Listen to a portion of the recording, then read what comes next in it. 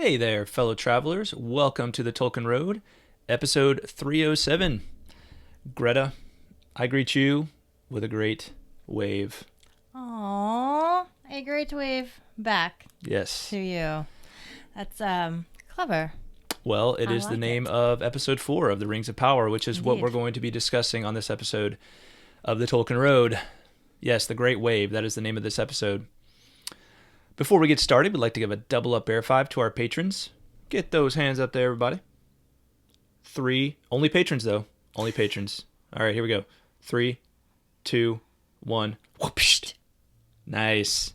Special thanks to this episode's executive producers, John R., Kaitlyn of Tea with Tolkien, Jacob Lockham, John H., and Scotchy Bobo.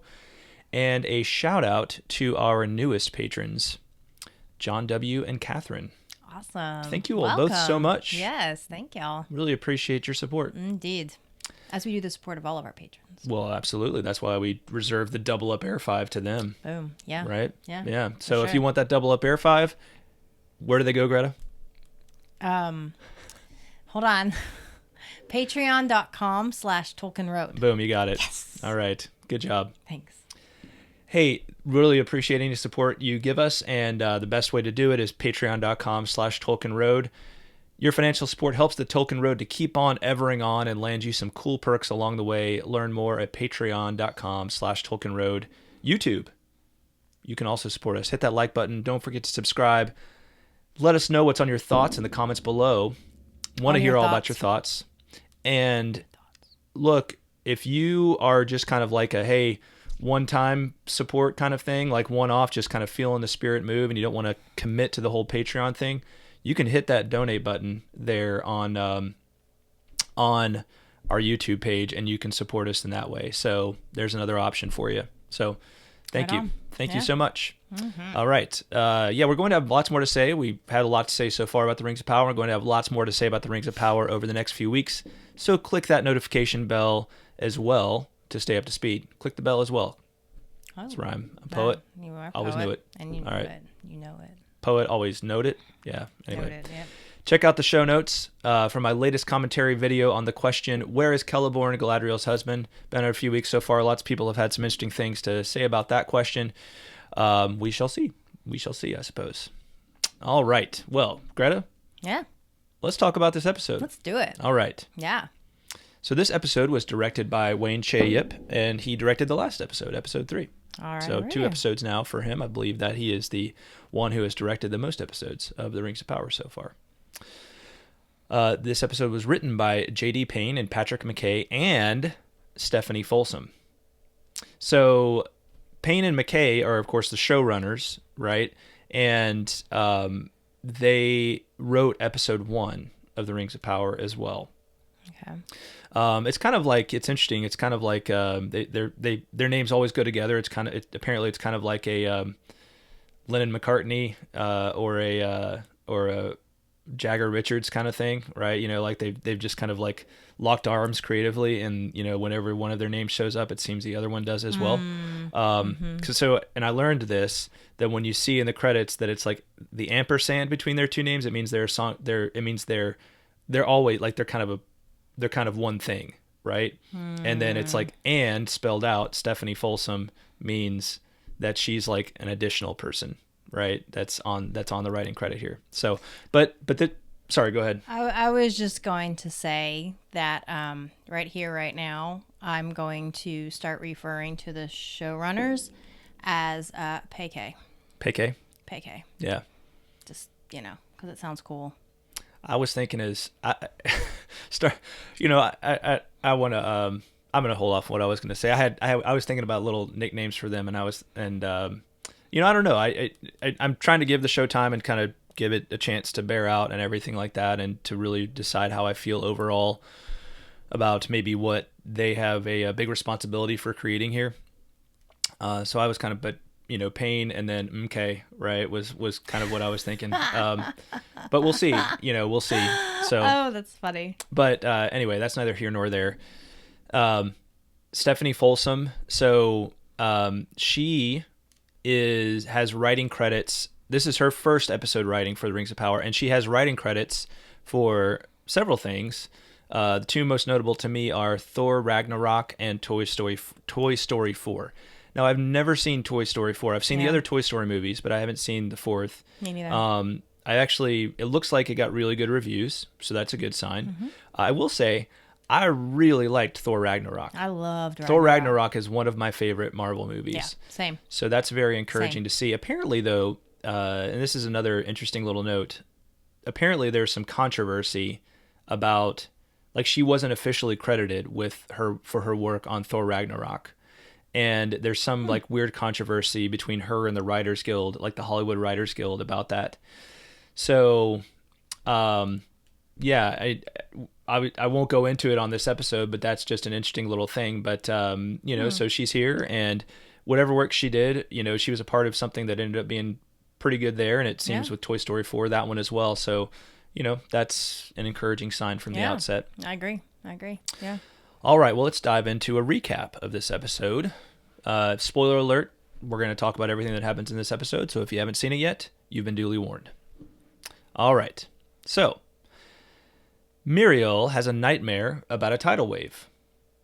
Númenorian guildsmen complain about Míriel's treatment of Galadriel and Halbrand. Meaning, actually, that I didn't say that quite right in my little note here. So they're actually complaining that she's being too nice. Right? They're not happy about this elf being there, and they're not happy about Halbrand, basically, I think, not maybe even being alive at this point for what he did to the guys in the last episode. Chancellor, we learned Pharazôn is the Chancellor. Chancellor Pharazôn and his son Kemen converse on the nature of ambition. Pharazôn engages the gaggle of guildsmen, promising to fend off elvish influence and swearing that Númenor will remain a kingdom of men. Kemen and Eärien meet and begin a conversation. Galadriel tries to convince Míriel to release Halbrand and send aid to the men of the Southlands, but instead gets thrown in jail for sedition. Tell me what sedition is. Sedition it's like trying to incite like a rebellion or a revolution, right? Okay. Or overthrow the lawful ruler. Exact definition: conduct or speech inciting people to rebel against the authority of a state or monarch. I see. There you go. Okay. Yeah. Isildur makes a sea-handling error and is kicked off the Sea Guard along with his friends Valandil and Ontamo. Arondir meets Adar, who appears to be an elf. Adar sends Arondir back to the Southlands refugees with a message. Theo and another boy return to the abandoned village, scavenging for food. I'm going to make my notes a little bigger here because my eyesight's, aging, right? All right. Theo is attacked by an orc, and his broken sword reforges in full when he takes it in hand. He hides from the orcs in a well. In Eregion, Celebrimbor and Elrond discuss Eärendil, Elrond's father. In Khazad-dûm, Disa lies to Elrond about Durin's absence. Elrond finds Durin in an old mine beneath the Mirror, and Durin reveals to him his latest discovery, Mithril. A mining accident threatens the lives of 4 dwarves. Kemen and Eärien meet again and talk about floor scrubbing. Galadriel whoops a bunch of Númenorian guards and walks out of prison on her own terms. Isildur and Eärien discuss Isildur's desire to go west. Galadriel breaks into the tower to see Númenor's ailing king, Tar Palantír, who is bedridden. She converses with Míriel, who is at his side. Míriel explains why he no longer actively rules and reveals a Palantír to Galadriel. When Galadriel touches it, she has the same nightmarish vision as Míriel at the beginning of the episode. Míriel explains that it is a vision of Númenor's downfall, which begins with Galadriel's arrival. Míriel plans to send Galadriel away to prevent the downfall. In the Southlands, Theo escapes from the village and is rescued by Arondir in the woods. In Khazad-dûm, Disa sings a song asking the stones to release the miners. Durin reconciles with his father, who sends him to Lindan to find out what Gil-galad is up to. Arondir delivers Adar's message to Bronwyn: "Swear fealty to me or perish." Theo has a creepy run-in with Waldreg. Waldreg has a similar mark on his arm, and we learn that Waldreg is a servant of Sauron, and that the starfall portended Sauron's return. An orc tells Adar that they found it in the tower. Galadriel is sent away from Númenor with Míriel, Pharazôn, and Elendil looking on. Flower petals, or maybe leaves, wasn't sure what they were, from Nimloth the white tree scatter in the air. Míriel addresses the royal court and declares that she will accompany Galadriel back to Middle-earth to aid the men of the Southlands, and Valandil, Antamo, and Isildur lead the volunteers to accompany Míriel. All right, so... Good recap. Thank you. You didn't leave anything out from your perspective in terms of the events? One little tweak is that Theo actually was about to be killed by an orc when Arondir happens upon him. So he was still in the village, not in the woods. This is true. Yeah. Just a little note. That's true. Yeah, he gets rescued when he's in the village still, and then they flee through the woods. Right. Yeah. And Theo, like, he was literally like this close to being like cut by an orc, and then Arondir comes up behind the orc. Is like, so. Details. Boom. I just thought it was cool. No, it was good. It's good. Thank you for correcting me. You're welcome. All right. So let's talk about our thoughts on this episode, shall we? Yeah, let's do it. All right. Well, and some of this is going to be your thoughts and things that you've shared with us about past episodes as well. Oh, so, cool. And one of the things we've lauded so far, one of the main things I think that's maybe been our favorite thing about the show so far is the title sequence. First of all, really love the score, that opening theme. Score. I think that's just the opening theme. I think the score is the music that accompanies the whole episode. But which actually in this episode I thought was pretty good. First one where I really thought the score was like, okay, that's good. I like this. But the theme we've liked a lot. And with this title sequence, a few of you all wrote notes to say, hey, here's what's going on. Apparently it's this thing called cymatics. Cymatics. I believe I'm saying that right. Cymatics. So cymatics is a subset of modal vibrational phenomena. Typically, the surface of a plate, diaphragm, or membrane is vibrated, and regions of maximum and minimum displacement are made visible in a thin coating of particles, paste, or liquid. Different patterns emerge in the excitatory medium depending on the geometry of the plate and the driving frequency. So, just to see this in action, thought we'd share a little clip from a YouTube video I found on this subject. Here we go. Let's switch screens there. Here we go. All right. So, kindly recreated for us the Chladni experiment. What we can see here is a metal sheet, this time connected to a sound driver and being fed by a frequency generator. And as the frequencies increase, so do the complexities of the patterns that appear on the plate, as you can see for your own eyes. Yeah, so there you go. That's it right there. So cool. Yeah, really, really fascinating, huh? Yeah. And we had a couple of great notes from folks on this. So this is from George. George says, hello there. I recently discovered your podcast in the midst of my second reading of the Silmarillion this calendar year. I've enjoyed listening to a few of your episodes. Recently, I appreciate hearing your take on the Rings of Power series. Like you, I'm questioning the value of the series since the writers are taking way too many liberties with the story. But that's not why I'm writing. You've commented on the opening credit montage. To me, it looks like cymatics, the effect of sound and vibration on sand and the making of geometric figures. Anyway, you can search on YouTube and find plenty of examples. So, and then we had a comment on our last episode from Toaster Films 404.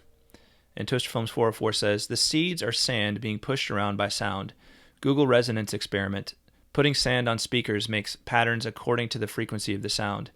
This is a reference to Eru and the Valar singing and creating the world, and the black sand is Melkor's discord and opposing songs. It's all in the Lord of the Rings creation myth. So I thought that was pretty cool. That's very cool. Yeah. I like the idea that they're sort of trying to visualize the music of the Ainur, through this process, right? I agree. I thought that was a really cool note. So, It was really cool. but it's not too on the nose, right? It's not something it wasn't completely obvious that that's what they were trying to do, but once you see it, you're like, oh, cool. Yeah. That's really cool. Yeah. So, That's very cool. yeah.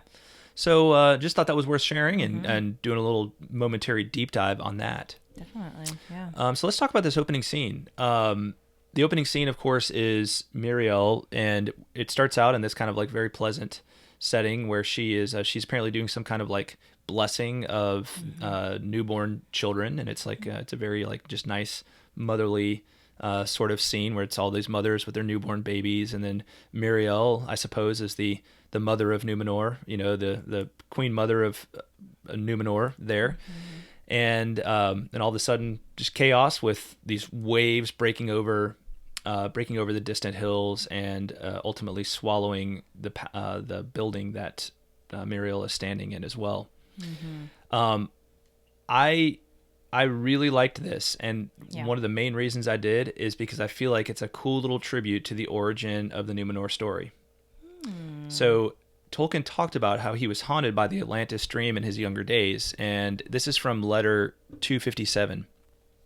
He says, "This legend or myth or dim memory of some ancient history has always troubled me. In sleep I had the dreadful dream of the ineluctable wave, either coming out of the quiet sea or coming in towering over the great inlands. It still occurs occasionally, though now exorcised by writing about it. It always ends by surrender, and I awake gasping out of deep water. I used to draw it or write bad poems about it."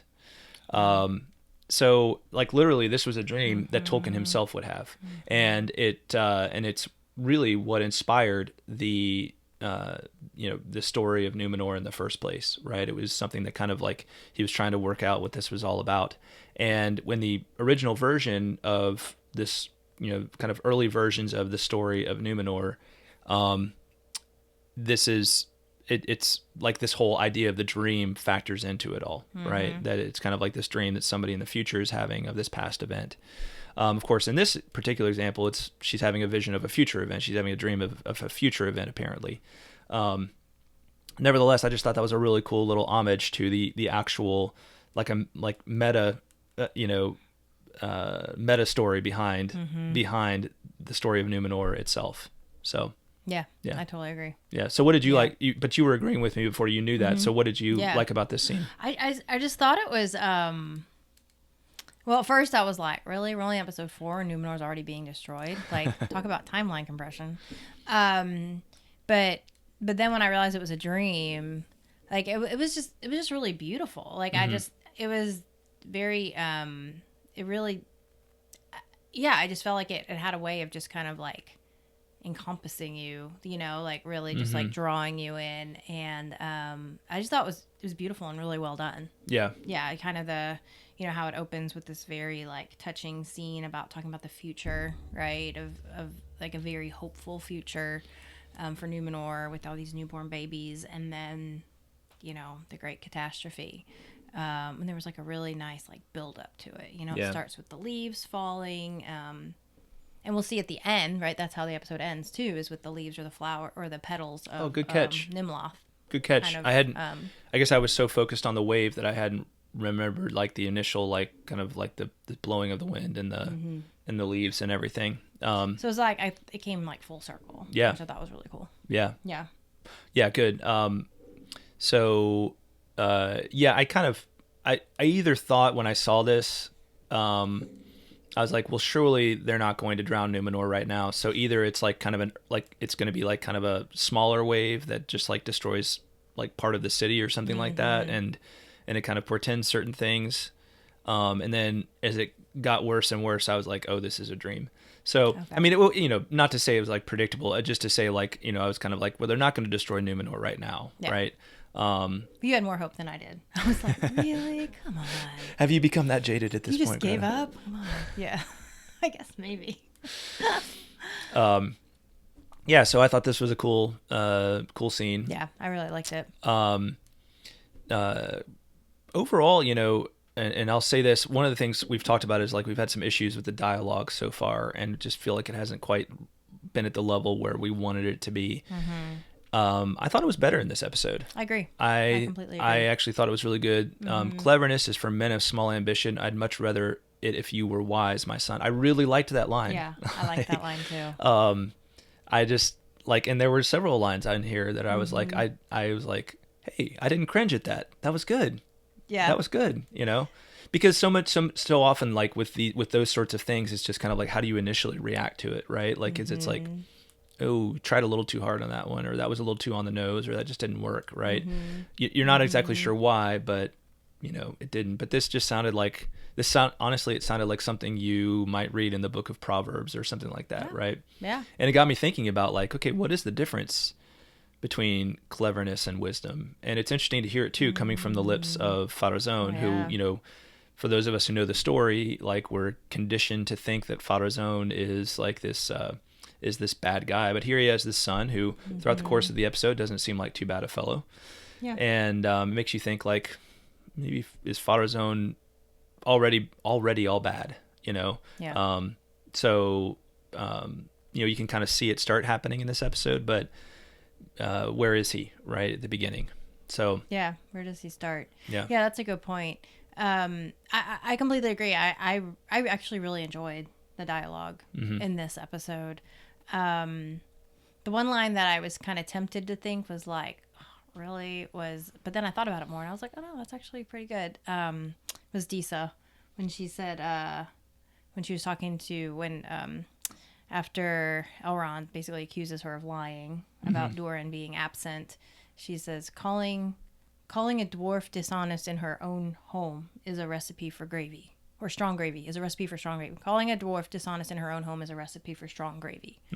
And I was like, first I was like, do dwarves even eat gravy? Like, gravy feels just like a very, like... Strong gravy sounds delicious. I know, strong gravy does sound delicious.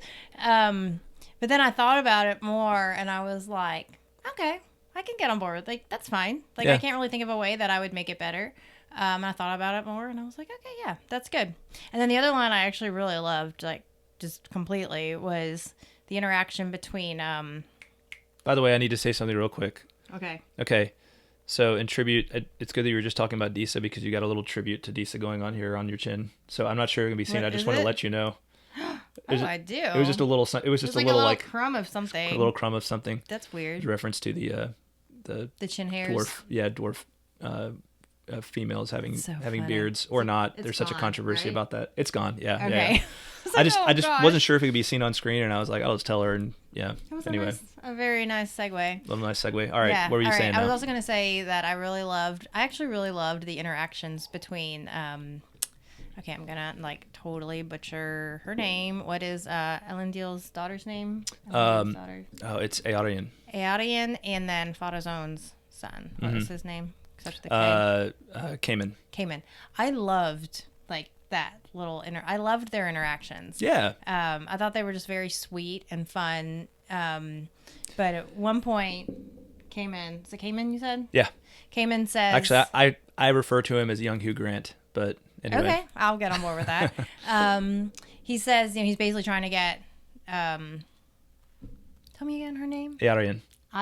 Arondir to like have dinner with him, and she says, "I'm not in the habit of leaving with strangers."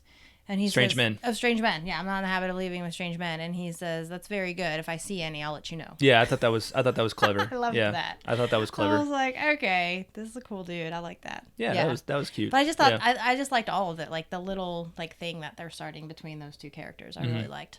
Yeah, it was cool. Yeah. All right. So good stuff there. So overall, thumbs up on the writing dialogue in this episode. Yeah. And the dialogue between Durin and his dad, I thought was really lovely. Yeah. Yeah. Yeah, it was good. Let's see. Númenor, I thought felt pretty Númenorish in this episode. After feeling like in episode 3 when they introduced Númenor, being like, really, this is Númenor? I felt better. I felt a lot better about it in this episode. So, it just, I guess in episode 3 to me, it just felt like it almost felt like it was maybe not so much even the writing. It was just like the way they presented it, the cinematography. So many when you're storytelling in a visual medium, like the way you do it is so important. and like the technicalities of it. And I'm not like a I'm not like a cinemaphile. Like I don't get into all the technicalities of like the different shots, but I mean we'll call out certain shots when we think they're good or bad. But like to me, it just felt like it felt a little grander. It felt a little more like, wow, here's this amazing civilization of men, right? I felt that more from everything I saw. Yeah. So same. I completely agree. Got it.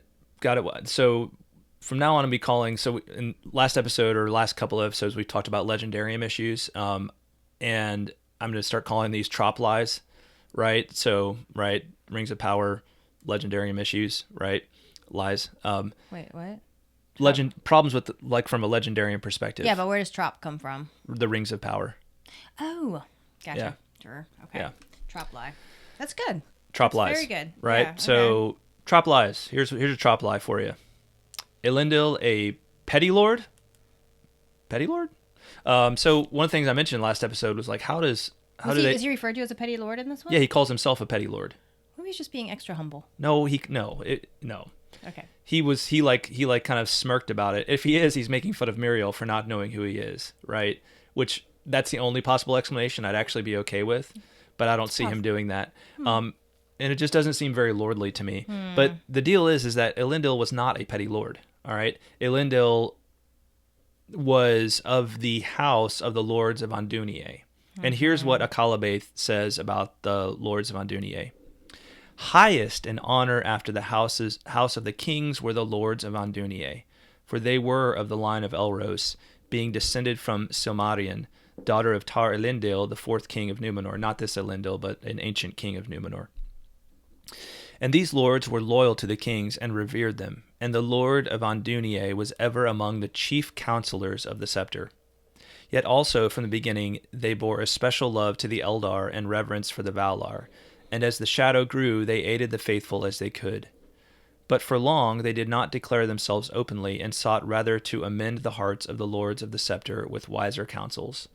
Okay, so like they're a part of the court, right? Like they're a part of the royal court.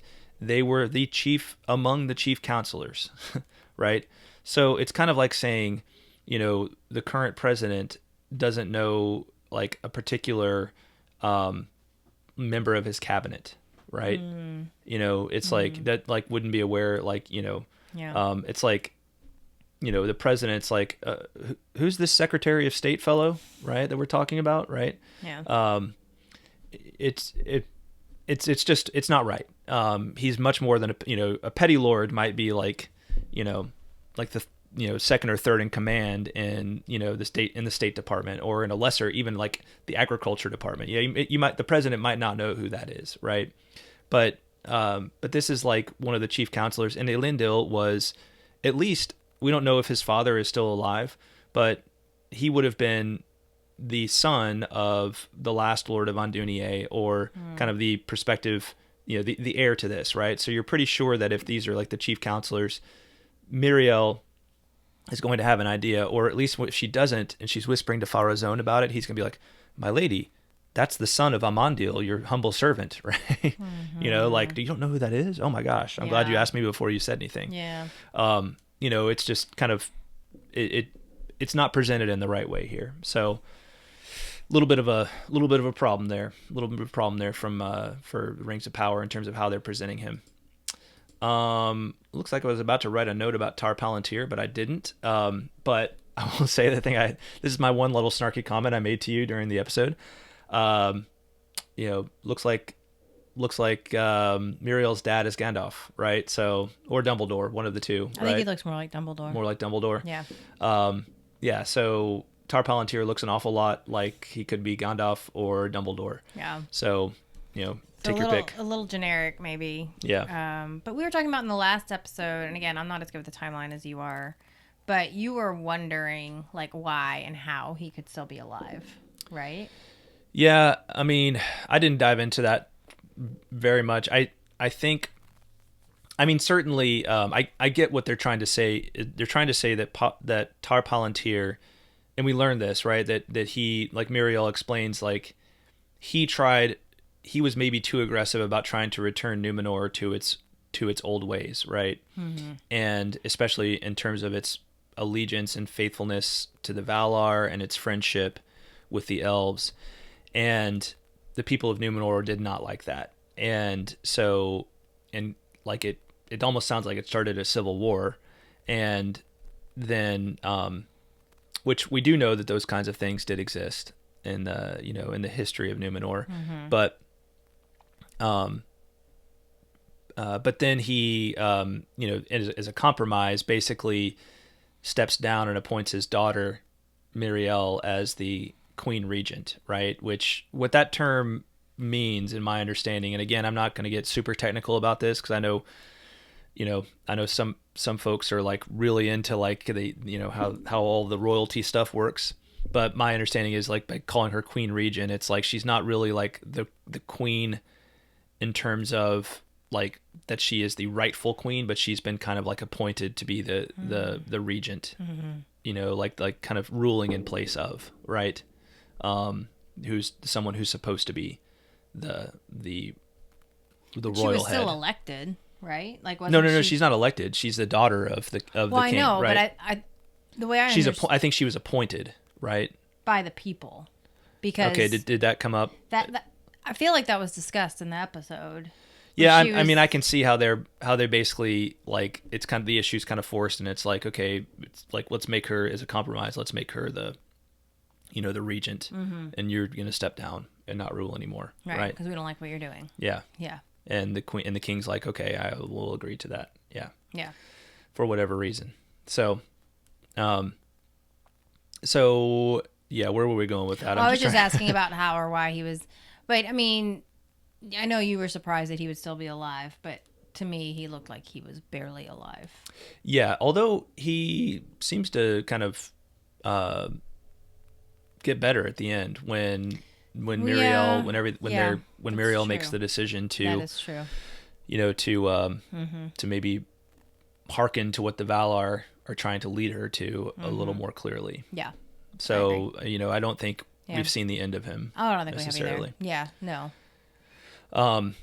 Yeah. So interesting to see Tar Palantír.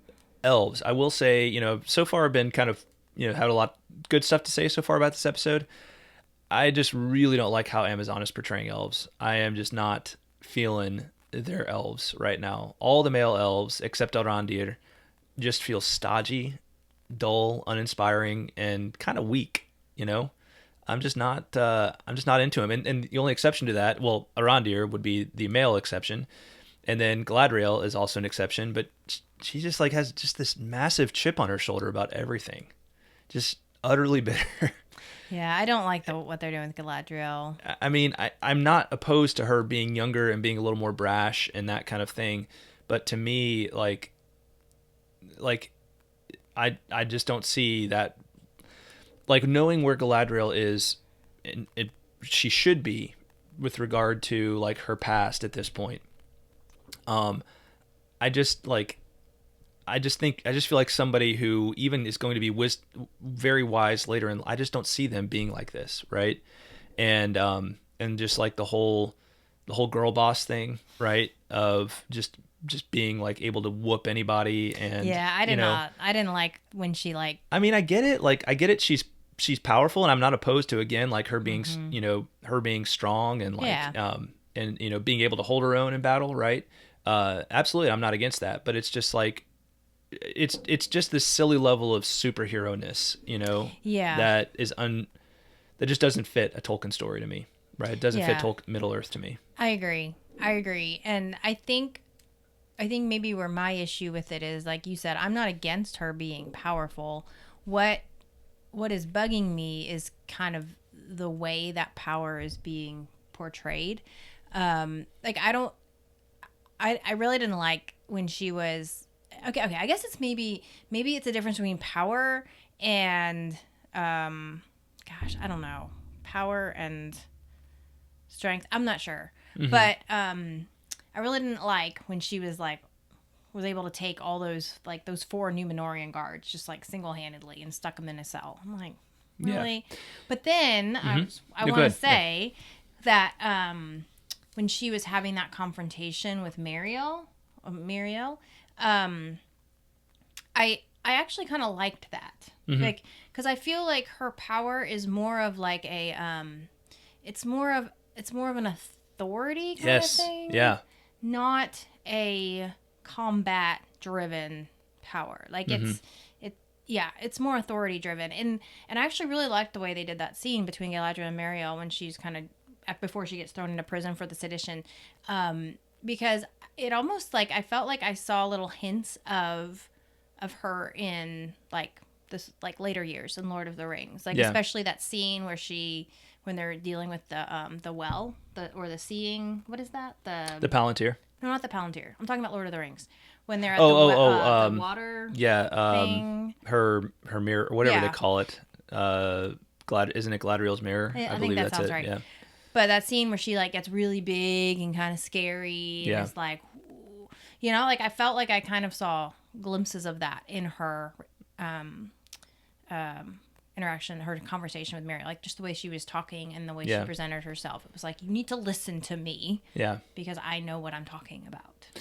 Yeah, like full of like, I love the idea of like authority, like that she just exudes. She exudes authority. She exudes this kind of lordliness, right? Yes. Lordliness is a good word. Yeah. And and that's how like through words, through influence, just like charisma, like like she wields a certain power. And it's not to say she can't, again, that she can't hold her own, that she can't hold her own in like hand-to-hand combat or something like that. But the thing for me too is like when she whoops all those Númenorian guards, it's like, man, that makes the Númenorians look weak. Yeah. Right? Yeah. And they're not. Yeah. Right? Like the Númenorians are like, I mean, like they intimidate the elves, right? And so like, and if you read the Legendarium, like, the army of Númenor is like they basically like put the fear of, mortal fear into Sauron, right? Like at different times, right? To the point where he has to use his own kind of devious ploys to overcome them, right? So that's the problem when you have somebody who just whoops everybody like that so easily. Yeah. It takes everybody else down several notches, right? It makes it less believable overall, right? And here's the thing. Yes, this is a fantasy story, but Tolkien didn't write like fantasy in the sense of like everything's unbelievable and anything can happen, right? Somebody kind of chided me in the comments about saying, like anything can happen, and I'm like, no, like anything, because it's fantasy, anything can happen, right? I see, and I'm like, that's not how Tolkien wrote. He didn't write like anything could happen, right? He wrote in a universe that had like very, very strict rules, like had very, he was very true to kind of like the natural law of the universe he created, right? Yeah. So that it's not true that anything can happen, right? And that comes back to the whole enchantment versus suspension of belief, right? Boom. Yes. Because you can't, like, you're not enchanted if you're just like, oh, come on, that wouldn't really happen, right? I mean... you bring up enchantment, and I was thinking about this. All right, so little sidebar. Again, you guys, I've done it before on this show, and I'm going to do it again. My favorite TV show or TV shows of all time, Breaking Bad, and now Better Call Saul kind of going along with it, right, as being like the prequel to Breaking Bad. Better Call Saul just ended, and I've been thinking about it a lot, and I think when it comes to me, like I'm just always so impressed by the writing on those shows and the quality of the production. And I realized, I was like, those shows enchant me. Like, and you say like, and they enchant you? Like, what? Those don't seem like the kind of things that enchant anybody. But it enchants me in the way I think Tolkien means by that term, right? Where it's like, I'm in it and I'm like, this just feels real. Yeah. It feels like it's actually a thing that happened and that I'm watching it happen. And I don't have to like suspend disbelief about anything. Right. I might have questions, but like that's part of the enchantment. I was thinking, and Tolkien likens it to like somebody being really into cricket too. And they like, when they're playing, cause he's like, I'm not really into cricket, but if you're into cricket, like, when you're playing cricket or you're watching cricket, you're like into it and you're not thinking about like, oh, how silly this is over here, or how silly this is over here. You're thinking about, whoa, great thing going on here, even though it's like kind of make believe that you're doing, right? Yeah. And that's what enchantment is versus disbelief. You know, that made me realize when I was thinking about Breaking Bad and Better Call Saul being enchanting to me. What? Where do they take place? In New Mexico. And what's the nickname of New Mexico? Oh, the Land of Enchantment. The Land of Enchantment. Yeah. That's Isn't that cool? Like That's kinda cool. I just realized that as I was thinking about that connection in my mind, you know, that they take place in the Land of Enchantment. That's nifty. Shout out to anybody watching or listening from New Mexico. What's up? We were there not too long ago. We were. Man, it's a beautiful part of the country. Despite all the horrible things that happen in New Mexico on that show, I like being there, and I really like Sandia Peak. Sandia Peak is and Santa awesome. Fe. Santa Fe is awesome. Santa Fe, yes, absolutely. I just want to say one more thing about Galadriel that kind of occurred to me when we were talking about it. The whole like chip on her shoulder thing, I think, is really bothersome to me because like I don't know why this like comparison popped in my brain, but I feel like they're like she feels like Katniss in Hunger Games to me, and Katniss in Hunger Games is like has reason to have a chip on her shoulder, right? Like she comes from nothing and she's got all these things that she, you know, that she needs to prove, and you know she's carrying her country on her back and like all the things. And Galadriel has none of that. Yeah. I mean, she's a freaking elven princess, right? Like she has nothing to prove. She has like she comes from you know basically a descendant of you know the most highest people in Middle Earth. So that you That's know, a great point. I feel like it's doing a disservice to her heritage when they portray her like that. Yeah, it's like and I don't know. I get the sense necessarily that she feels she has things to prove, but it's like, but that the writers are kind of setting her up as needing to prove herself. Yeah, she's and it's like this angsty like rebel, and you're like, you have no reason. And speaking of that idea of having something to prove, that's my problem. I think that kind of encapsulates my issues with Elrond so far. Like I just don't like the hesitant, uncertain Elrond. To me, again, like he's the son, and like this is not this world of like in our modern world, we think of like everybody has to earn their place, and like that's kind of like if you want to be powerful, you have to get elected, or you have to do great things in business or something like that, right? You have to kind of prove your place. But in this world, that's not in the ancient world. That's not necessarily how it works, right? It's like, you know, Elrond he's the son of Arondir, right? And people would have recognized that. And furthermore, like there was almost like a certain grace given to him because of that, right? And even if you say like he's still young and he's considered a lord, but you know, or he's an aspiring lord, but he's still got things to prove. I mean, I get it. Like he's not Elrond that we see at Rivendell and Lord of the Rings yet, but I just don't. This isn't how I would have written him, you know, like hesitant and uncertain and just. Like to me, he should be out there doing cool things, fighting battles, that kind of thing. And right now he's just like the male elves just all seem like old and stodgy to me, you know, except for Arondir. And I'm like, in the First Age, all of the lordly elves were like getting after it. They were kicking arse and taking names and, you know, like, and man, like they were heroic.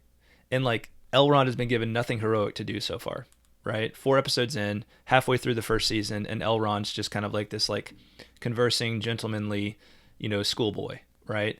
And I just like, it's like, how about we share some of the heroic deeds between Galadriel and Elrond instead of just having it all be Galadriel and Elrond's like this, like, I'm not sure if I can live up to being an elf lord. I'll drink my tea now. It just doesn't. I'm not a fan. Not a fan so far of Elrond. So. Yeah, I'm a little ambivalent. I don't feel as strongly about him as you do. I feel like there was like little glimpses of what he could be. You know, like when he stood up to Disa a little bit, and you know, basically accused her of, you know, lying, which she was. And wasn't there was talk in, it was, I can't remember who it was, but there was talk of like the Valar and, descendants of there was talk of where Elrond came from in this episode. I feel Yeah, like wasn't yeah, there? it was cool. I've been enjoying all the shout outs to Arendelle. Yeah. Yes. That's what it was. Yeah. So I mean, talked about his father being lifted up by the Valar into the night sky and wishing that he could have one more conversation with him and that kind of thing. Which then encourages Durin to go and reconcile. Although they with should have his shouted dad. out, I will say they should have shouted out their mother too, right? Because she plays a part in that whole journey to Valinor as well, and kind of a cool part. Oh, that's true. Yeah. That is true. Which, hey, by the way, everybody, we are going to get back to doing our finishing up our Silmarillion read through because we're on that last chapter, the Voyage of Eärendil and the War of Wrath. And then we'll do a Calabathan of the Rings of Power in the Third Age. So it actually timed kind of well. We hope to get to it before this season ends, but we might not get to it until after this season's end. But there's only 4 more episodes in this season. It's 8 episodes. Okay. So we're halfway done. Yeah. Yeah. Well, I guess maybe I'm just because I feel like maybe they're working to build, like maybe they're still laying the groundwork for Elrond's character. Yeah. Well, I hope so because he's boring as heck right now. Yeah, I mean, yeah, I would have written him, and I would have cast him differently. Yeah, as well. and I honestly Yeah. and that's not a criticism of the actor as such. It's just like I don't know that I would pick this person. I think Elrond actually was somebody like he was actually originally cast. Somebody else was cast for the role, and actually they filmed a bunch, and then they had to replace him for some reason, if I'm not mistaken. That's interesting. So I didn't check that before this episode, but yeah. But even like Celebrimbor, like he just seems really like old. Yeah. I'm just not a fan so far of the male elves, but that's established. Won't beat that to death anymore. And I just hope they get better as time goes on, and it's not how I would have portrayed him. I will say also, I think this is one of the biggest issues with the timeline compression approach they chose to take, is that how elves are portrayed. We don't get that same idea of how strange and other the elves are, true. and how That is true. and how we're like that to them, right? Men are like that to them as well. We're just strange, like they don't completely understand us. Like elves should just be weird to us because they've already been alive for thousands of years, and they have no expectation of dying unless it's in battle or of some kind of strange sickness that is very rare for them, right? And there's been a little bit of talk about that, but it doesn't seem to be like actually lived out in the way that they relate to each other. Yeah, and so anyway, hopefully the elves get better. Hopefully. Speaking of elves, is Adar an elf? How can he not be?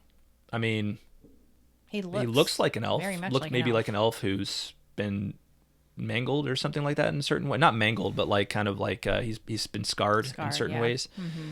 But I don't know. I mean, is Adar Sauron in disguise, or is that actually, like, I've seen people depict what they think Sauron might have looked like, just like fan art and that kind of thing, and sometimes he looks kind of like that, right? I mean, he looked big. He looked bigger than a lot of the other elves. Just kind of felt bigger. It didn't like see him next to certain elves, but it'll be interesting to find out at the very least. It's now a mystery. Is he just another elf that's kind of sided with?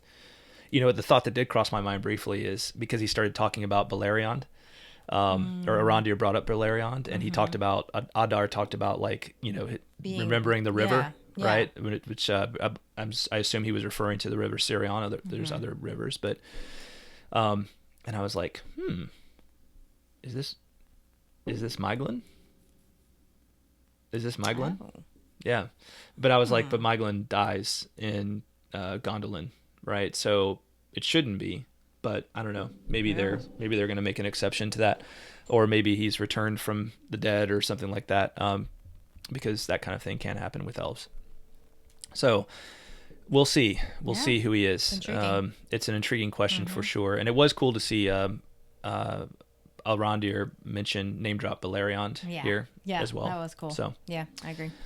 I don't understand the thing about Isildur wanting to go west. And here's what I don't. So he seems to be drawn to going west, just kind of west. And I'm like, where? The west of Númenor? Like he wants to go to the west side of the island? Because surely he knows that he can't go west to Aman, to the Blessed Realm, right? Like he's not he's not supposed to go, like, there's the ban of the Valar, right? Which means that the people of Númenor can't go to the Blessed Realm, right? They're in sight of Tol Eressëa, which is the Lonely Isle that's before you get to the Blessed Realm, but they're not permitted to go there, right? And surely is like the son of Elendil, who's an elf friend and apparently friendly to the old ways of Númenor. Surely he knows that. So I'm just confused about this whole go west thing. Maybe somebody can help me out in the comments of what's going on here. Here's my question. And at the risk of sounding like not as much of a Tolkien nerd as I should. Non-nerd. What there was a mention of Isildur's mother in this episode. Yeah. The guys were giving him, after they all get kicked off the boat, and the guys are getting mad about, about Isildur basically ruining their lives because he got them all kicked off the boat. They say something about him, like all you Jews like mope around and like I'm gonna ruin what they said, but it's basically like you can't get over your mother. Like that's basically what they said. Mm-hmm. What do we know about Isildur's mother? I don't think we know anything. We don't know anything. Okay. Yeah, I'm looking at TolkienGateway.net right now, and that thought crossed my mind too. I was like, I don't think we even know what her name was or what any of her story. Okay, so we don't know if she was maybe an elf or anything. I think we'd know. I don't think if they write in that she was an elf, that would be. I would have issues with that because it's like that's the kind of thing where you'd want them to like there's only a limited number of those sorts of examples in the Legendarium, and so when that happens, it's kind of a big deal, right? So if Tolkien didn't write about that, then really you shouldn't be writing that in here because that means that has consequences for Isildur, that has consequences for Amandil, Eärien in terms of like which path do they go down? Do they go to the path of immortality or mortality, right? So that was just the only thought that maybe crossed my mind about the whole go west is maybe he was trying to find his mom. Yeah. That was the only thing. Well, then that raises the question, one of the mysteries of this episode, and it started previous episodes, who is this calling his name, right? Isildur, right? When was he's that like again out at in sea. this episode? Yeah. Yeah, when they were on the ship. Oh, yeah, and that's when he let the line slip. Yeah. Which they said was intentional. Do you think that was really intentional? I was wondering about that. He seemed like he was zoning out. Like yeah, he did seem like he was zoning out, but he almost seemed like he did it willingly too. Like he was trying to get out of the sea. Yeah. Out of the sea thing. So it seemed like it might have been intentional to me. That was my read on it, but I wasn't 100% sure. Yeah. Yeah. And it sounds like maybe it was because basically when his friends are getting mad at him, they're basically like, you ruined our lives. And he's like, I'm so sorry. I thought they would only kick me off. Yeah. So it kind of sounds like maybe they had a plan. Yeah. Or something. Yeah. Yeah, right. He seems to own it like it was intentional. So I'm going to say it was probably, and then the chief or the captain of the ship basically, is like, you've done this, you've never had you've done this hundreds of times without having a problem. So obviously this was intentional, right? Yeah. I missed the calling of the name though. I didn't know why he was zoned out. I didn't hear that. Yeah. There was definite like like calling from across the waves or something like that. So yeah. So not sure what's going on with that whole go west desire to go west. Mm-hmm. Hopefully I'm sure we'll see in future episodes. And then I will not second guess the gods. I didn't. Míriel's logic just seemed to be funny to me here because, like, kind of mixed up because she's like, you can't govern by faith, right? It's like kind of one of the first things she says as they're walking up the stairs. She and Galadriel walking up the stairs, and then she's like, so I'm going to trust this vision that I'm being given and send you away, because I won't second guess the gods. And it's like, that logic doesn't. I'm not understanding your logic. You're gonna have to explain this to me more. Like, I guess what I'm getting at is like, I can't govern by faith, right? I may have this, because she's talking about her father being like, he had kind of a quiet faith before, and then he became king, and he started getting more like assertive about his faith and trying to govern according to his faith, and that was his problem, right? And she's like, you can't govern, basically kind of like posits, you can't govern by faith, and even if you have faith, you can't govern by that. and then she's like, so I'm going to I'm going to trust this vision that I've been given and send you away, because in the first part of the first part of this vision that we don't see, it's your arrival that portends the downfall. So by sending you away, I am going to prevent the downfall of Númenor, right? By sending Galadriel away, because I won't second guess the gods. And it's like, but that means you're governing according to faith when you do that. So you're this is the, I don't know, maybe I'm not making my case, but I'm just saying I was confused about that whole everything going on there in Míriel's mind. So, because she basically sends Galadriel away because of the vision that she's been having. Yeah. Right? I wonder if it comes down to, like, maybe that's just a poor choice of words, like second guess. Yeah. I always feel like, that is always confusing to me, like that phrase, second guess. Yeah, I don't know. I'll be honest, that didn't really hit me. I was just kind of like, well, okay. I don't even remember her saying that, but it just seems like to not second guess the gods is to mean I'm going to trust them. Is right. Is I'm going to govern to have by faith. Right? Yeah, that's true. So she says she can't govern by faith. Yes. But then she also says she's not going to second guess the gods. Right. So those contradict each other. Yeah, it does. And Okay. and maybe I don't. Again, I'm not quoting verbatim here in terms of what she said. I see what you're. Yes. Okay. But yes. it just seems like I'm very mixed up about. And I know Míriel is supposed to be sort of like in the middle, having to make a choice in this episode, right, Mm-hmm. between faith and rejecting faith, right? Mm-hmm. But that particular part of dialogue just seemed not clear to me to portray like what is the actual thing that she's struggling with, right? Like, let's clearly kind of lay out the choices here that she's struggling with, but maybe she's supposed to sound mixed up. I don't know. So anyway, I just want to point out that I was not completely understanding that, but maybe somebody wants to hit the comments and explain the logic to me, or maybe say that you're right, that didn't really make a lot of sense. Unless she thought that the vision was from the gods. Could that be? Well, that's what I'm saying, is that she apparently did think the vision was from the gods, right? And so she's saying, like, in the first part of the vision is that your arrival is the thing that leads to the downfall, to Galadriel, right? Right. So, and that's what we didn't see. And she's saying, I see what you're saying. So she is governing by faith. So I'm going to say that, basically. yes, exactly, Yeah, okay. right? I see So what I'm you're not going to saying. second guess what the gods are saying to me in this vision, I right? see. Which is that you're going to lead to the downfall of Númenor, Right. right? Gotcha. Okay. So, but it also does this whole thing. This question sets up this really interesting thing of like, fate and the choices we make, right? Like, are we able to escape our fate by the choices we make, or are we doomed to that certain fate? Yeah. The whole question of free will. Yeah, So, absolutely. and our destiny and those sorts of things. Mm-hmm. Is it too late for Númenor to avert disaster, right? To avert the disaster that's coming at it? We'll see. We will. We'll see. Yeah. Well, we know the answer, but we'll see how it all plays out, I guess you could say. All right. So, another Legendarium issue, another trop lie. Why is Nimloth in Romena? So Nimloth is the white tree, and it's this. There's a whole history of that white tree. If I remember, I'll link to a video I made about the history of the white trees with regard to Númenor and Gondor and all those things. But Romena should be this seaport, right? Mm. But in the Legendarium, Nimloth is in Armanelos, which they do name drop in this episode, and it's Armanelos is a landlocked city in the middle of the island, right? It's like the capital city in the middle of the island. It's landlocked. It's not a port city.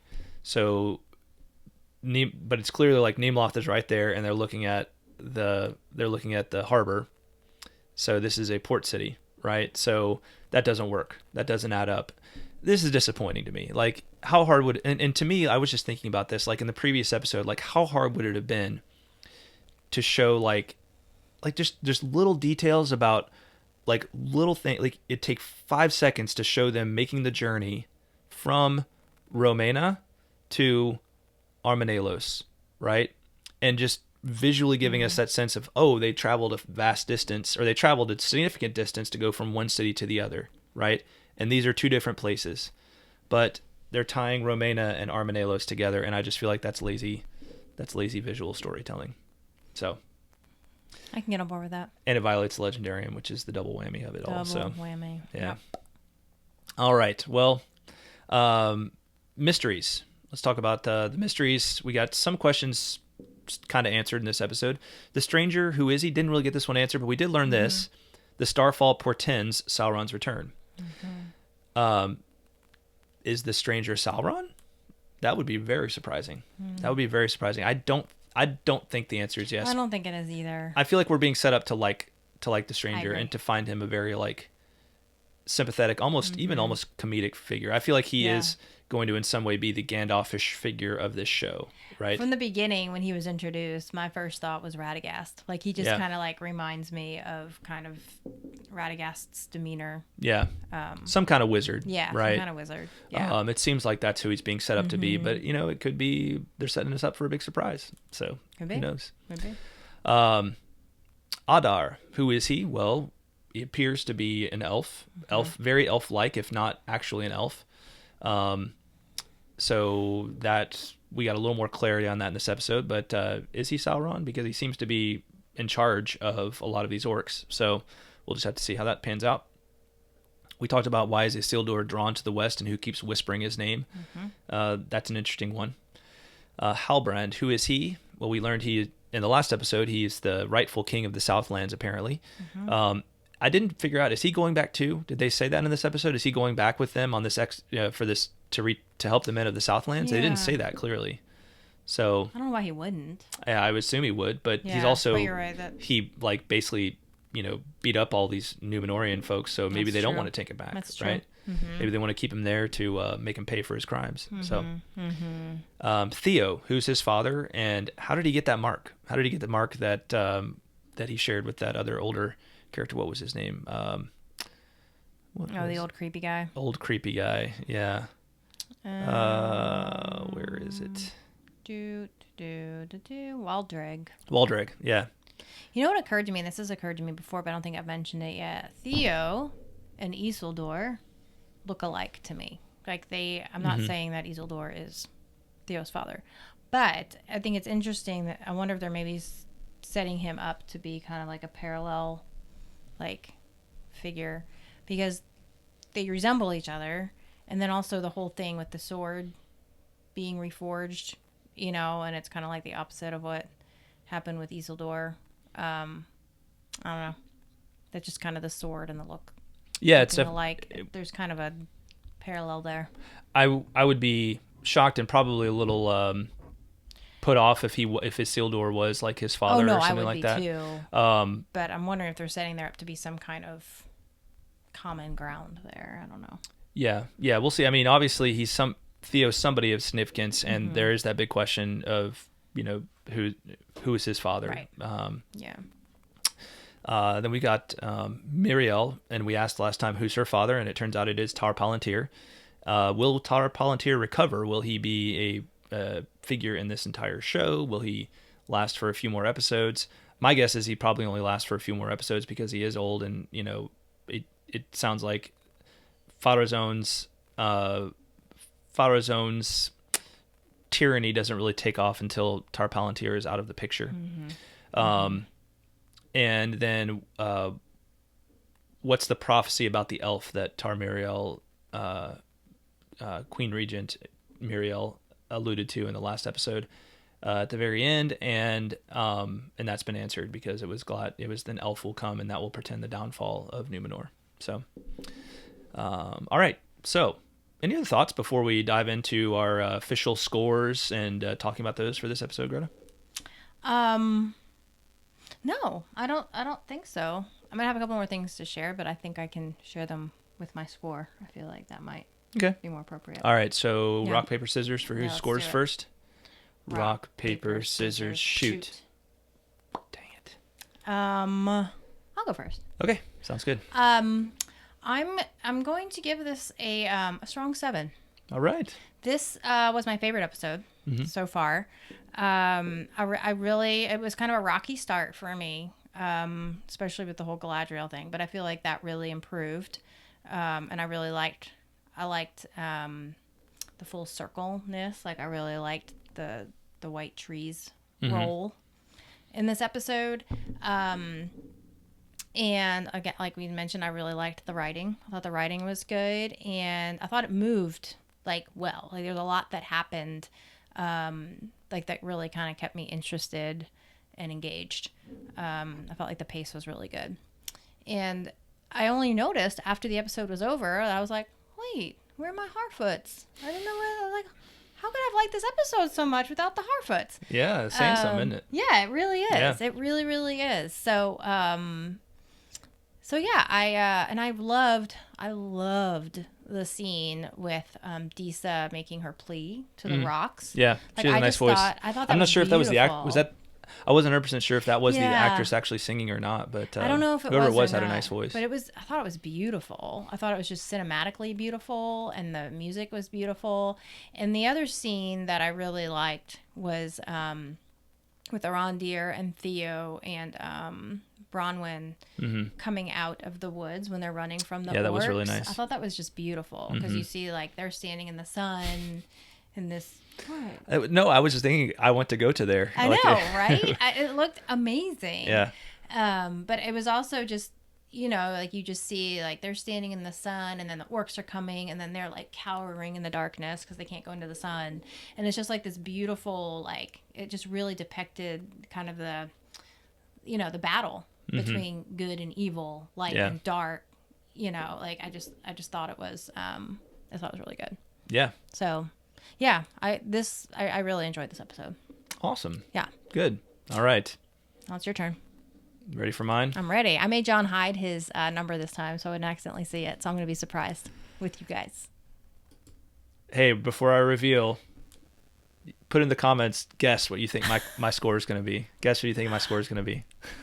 Wait, me? No. Well, no, anybody who's watching. I Okay. think it'd be awesome if people guessed my score. That's a good idea. I think we should do that every episode. Guess my score too. the scores. Guess the right? scores. Yeah, that's a good All one. right, guys. Now it's time to guess the score. 5, 4, 3, 2, 1. All right. Oh, what? Boom. Nice. Okay. Um. High five. Well, I actually gave it a 7.5 out of 10. I was like 7 or 8, so I just split the difference between the two. Perfect. Okay. This is the first time his score has been higher than mine. Yeah. I like that. I actually liked this episode. I really did. I thought the writing was much better, and Númenor was better. I enjoyed it. I was sitting there like, hey, I'm actually enjoying this. Yeah. You know? Yeah. Yeah, there were some times where I was kind of like, not quite right. But, you know, it's like maybe we're to the point where it's like, now that I know what we're dealing with here, I can actually just kind of put all that behind me and just be like, this is what it is. And I actually, what do I think? Like, what do I think of the story? It's telling right now. So yeah, there is hope for me. Yeah. There is hope for exciting. I'm not just going to be a hater all throughout this series. And that was like, I don't want to be a hater. I like, you know, like this is still Tolkien, even if it's not like purely Tolkien. It's like, it's still Tolkien, and I love Tolkien, and I love the things that he created, and I wanted this to be good all the way from the outset. Yeah. I wanted it to be awesome. So I was happy that I got to the end of this, and I'm like, I enjoyed this. Yeah. You know, 7.5 out of 10. Wasn't the best thing I've ever seen. I do hope that like there's legitimately like going to be episodes where I'm like 9 out of 10, 10 out of 10 that are that good. But yeah, you know, and I'm glad it didn't take too long to get me to a place where I was feeling pretty good about it. An episode, you know. No, I agree. This is the first episode that after it ended, I was like, I'm actually excited. Yeah. For the next one. Yeah. Because the last few times it's almost felt like a drudgery. But like, oh, I have to watch it again. But I'm really excited. Like, I really like. I'm just excited. Like, I loved that Míriel, that she, you know, came around in the end and changed her mind, and they're gonna, you know, like it. Yeah. I'm just really, I think we're on a good trajectory. Yeah. And I will say that I was actually kind of surprised that I enjoyed this episode as much, because when I saw who directed it, I was like, because I really like last episode. I know because was my least favorite. yeah, episode 3 was I think Yeah. both of our neither one of us liked it very much. Yeah. So and so the only thing I will say is sometimes you have to work with what you're given in terms of the writing too. So maybe we can attribute to this the wild card here, the new factor was Stephanie Folsom, right? Maybe. Who we know Maybe. apparently played a major part with Thor Ragnarok, which we both really like. So maybe they just need to get some more Stephanie Folsom going on with this show, right? And hopefully they will. Hopefully, if she is truly the it factor here, then hopefully they will. A couple more thoughts on my score. I do still have my issues. Overall, I would have done things differently in terms of the overall scope and layout of the show, and I certainly wouldn't have compressed the timeline. I really hope they get better with elves overall, and that Galadriel doesn't stay perpetually angry throughout the whole show. Same. And if future episodes are written as well as this one, I think I'll be able to enjoy the show for what it is. So we're at the halfway point of season 1. Hopefully they're finding their stride. Maybe the tide has turned. The tide has turned. With the great wave. Nice. That's what they mean. That's what they mean. It all makes sense now. Yeah. All coming together. All right. Well, guys, maybe you guessed our score, but what's your score for this episode? Yeah. Let us know. Let us know your thoughts. I'd love to hear your scores out of 10, and then what your reasons for that are in the comments below. Yep. Hey, leave us a rating and review. Subscribe, rate, and review us on iTunes or the platform of your choice. If you're a 5-star fan of the Tolkien Road, you can really help us out by heading over to iTunes or your preferred source for the show and dropping us a rating and review. When you do that, it helps get the word out about the Tolkien Road, which helps us to keep on evering on. Drop us a line. You can correspond with us in a number of ways. Check out the show notes to learn more. Find us on YouTube, TolkienRoad.com, email, Twitter, all those things. And we'll do our best to respond to you somehow at some point if we're able. All right. That's it for this episode. That's it. Thanks to our amazing patrons, especially the following: John R., Kaitlyn of Tea with Tolkien, Jacob Lockham, John H., Scotchy Bobo, Ms. Anonymous, Andrew T., Red Hawk, Shannon S., Brian O., Emilio P., Zeke F., James A., James L., Chris L., Chuck F., Azia V., Ish of the Hammer, Teresa C., David of Pint with Jack, Jonathan D., Eric B., Johanna T., Mike M., Robert H., Paul D., Julia, Werty, Matthew W., Joe Bagelman, Chris K., Jacob S., Richard K., Matt R., Garrett P., and John W., as well as those celebrating their Patreon anniversary this month in September of 2022, Brielle A., Dustin Q., Johanna T., and Robert S. All right. Thank you, patrons. Thank you for your support, and thanks everybody for watching and or listening. Thank you. We will talk at you next time. Bye, y'all. Bye-bye.